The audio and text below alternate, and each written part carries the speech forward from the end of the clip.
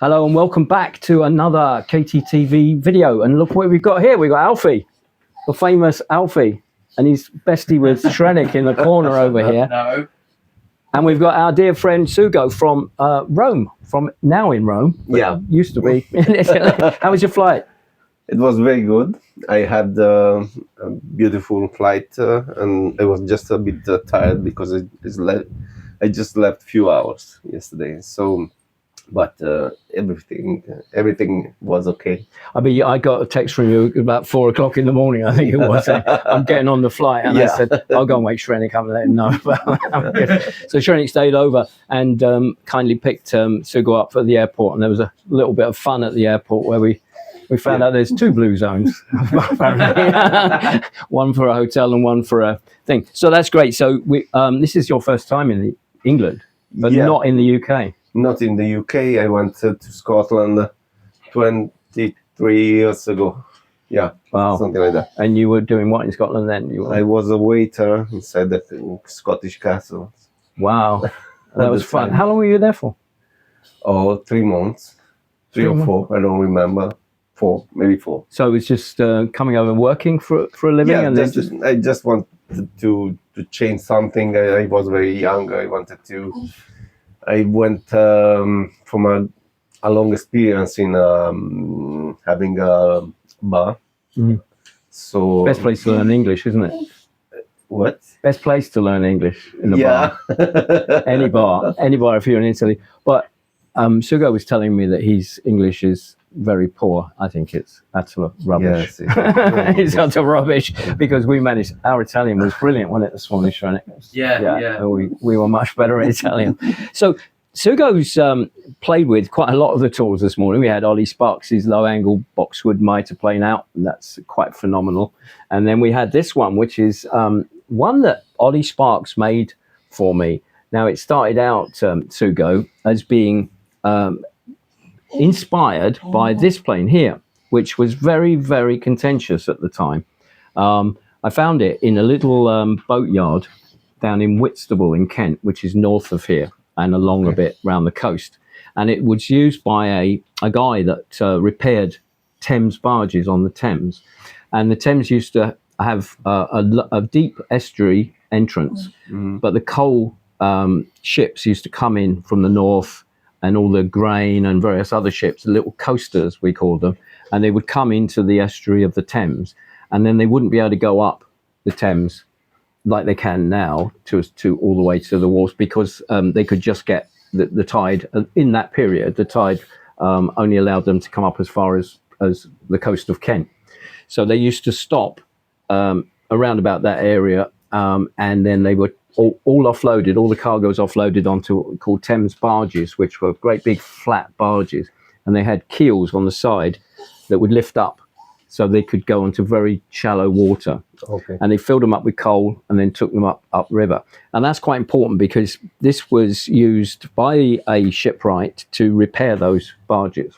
Now he would have been able to go up and down the Thames on the barges, along with the barge keeper. Maybe he repaired something, he went up, and they would go up as far as Battersea, where there was power station, coal-fired, go along to that area near Lambeth, which is where Norris had his workshop.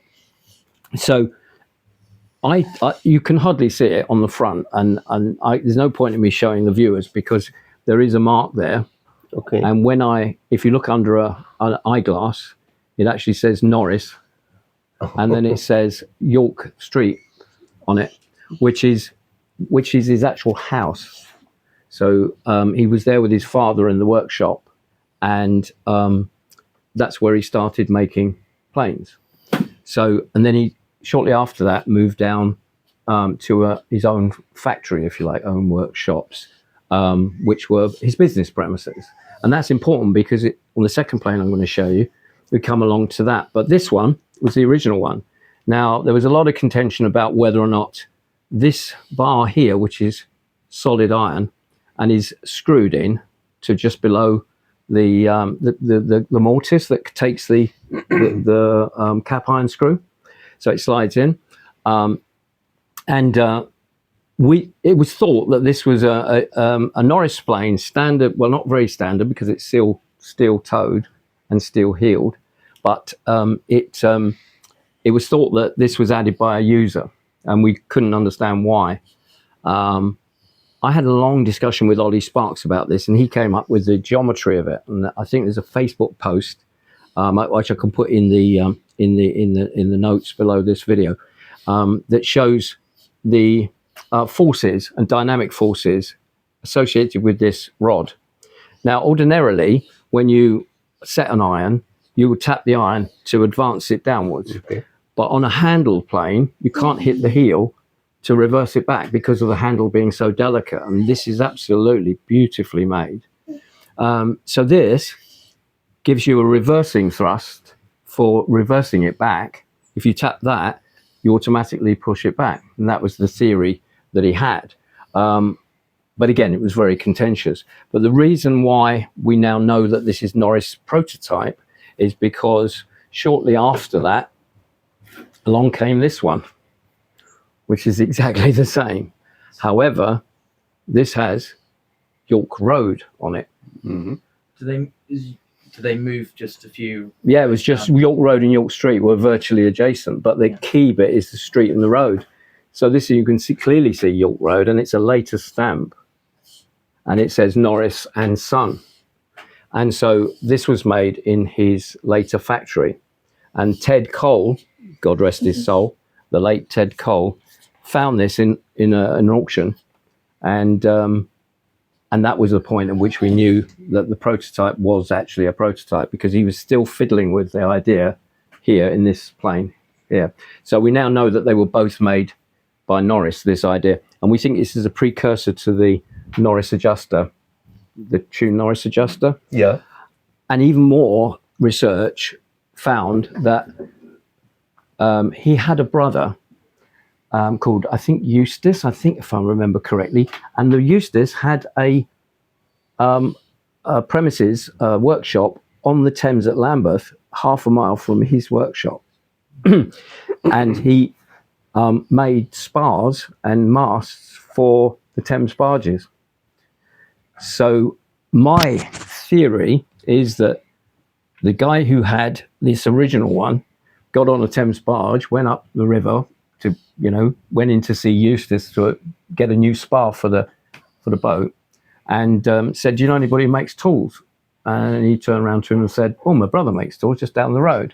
And this is how this prototype ended up in the hands of the first generation of this shipwright. So you were saying that he started off in a house. Yeah, he started off in his own home. Is it possible that actually he was at the time even working out of his brother's factory? No, because he could have done, but he had a workshop in the back of his. It's known that he had a workshop in the back of York Street. Yeah, their own house. But he moved very shortly afterwards because they actually acquired York Street to make Waterloo Station. So it was demolished even then. And it's now where the arches are underneath Waterloo Station, where all the graffiti and the shops are. Yeah. And so it was demolished. They had to move. So in order to prove the theory, Ollie Sparks went out one step further, because Ollie was on my side about the theory, and he produced this beautiful ebony replica with a phosphor bronze rod, which is a bit more Ollie style, and it's mortised in, if you can see, through the wood rather than sitting in the slot. Yeah. And you had a go of this earlier. Yeah. What did you think? It's amazing. It works very good. I had some difficulty to adjust it. But we were saying because it's not your plane, you don't want to hit it hard, do you? You don't want to hit the wedge hard. But it works beautifully. So. And Shrenik's you're not had a go of this, Shrenik. I love this plane. You're gonna have a play at it this afternoon. We'll capture some more footage of that. But there's two things here. First of all, this is what this museum is about. It's in the research. So the artifacts we got are not just an example of a Gabriel plane or a historical plane. What we're doing here is we're picking out and trying to find things that are exceptionally rare, such as this. And now, when Ted died, he made sure that I got this one as well. So I got this in Ted's will, if you like. So the two will always be together. And this is a unique situation because it clearly shows that this was a Norris invention rather than a user. Have you compared to any other Norris wooden planes? There are Norris early. So they're rare. The toted, non-toted, without the adjuster, and just to see the changes in the shape, because from a distance I can see that this one appears wider. It's fatter. This. It's fatter. Yeah. Is the iron this wheel the and this same? is much more refined, except, and you notice here where he's inset the. I can see it, the camera can see it, but you see he's inset the body into the. This is all beautifully done. If you have a look at that, Shrenik. No, I can see that. Yeah. And this one, he's inset it in, and there's a difference there as well because that's now proud of the thing. But in both cases, the quality is just absolutely supreme compared with any other wooden plane that's got a handle on it. So these are clearly manufactured by a. Do you want me to take that? Is it possible that handles have been replaced? No, I think these are original. These are certainly original. I don't think they've ever come out. Yeah. That's certainly not. They don't look The other replaced. one. No, I don't think so. I think these are both prototypes when he was still thinking, and I think they're actually close together, even though the marks are separate. Because this is when he's got his new mark, his professional mark, and that one is actually stamped with what looks like paint. So it's a rubber stamp on it, and you can only just about see the residue of it. So this is what it's about, Sugo. So that, when you visit, we can talk about. I mean, this is just one subject we picked up. I mean, we've got some footage we need to make of some Gabriels that we've got been given to us by our dear friend Peter Tiffany up north, and they're in need of restoration. So I was talking to Shrenik yesterday, and one of the things we leave a certain amount of the restoration not done, and a certain amount of the copying not done. So later on, someone can come down and we together can finish off, like the Gabriel there. You can finish off the corner if you want, down here next week if you come down or whatever. So you're actually an active part of the working museum. These are not, as you can see, there's dust everywhere in this, but these are not behind a glass cage.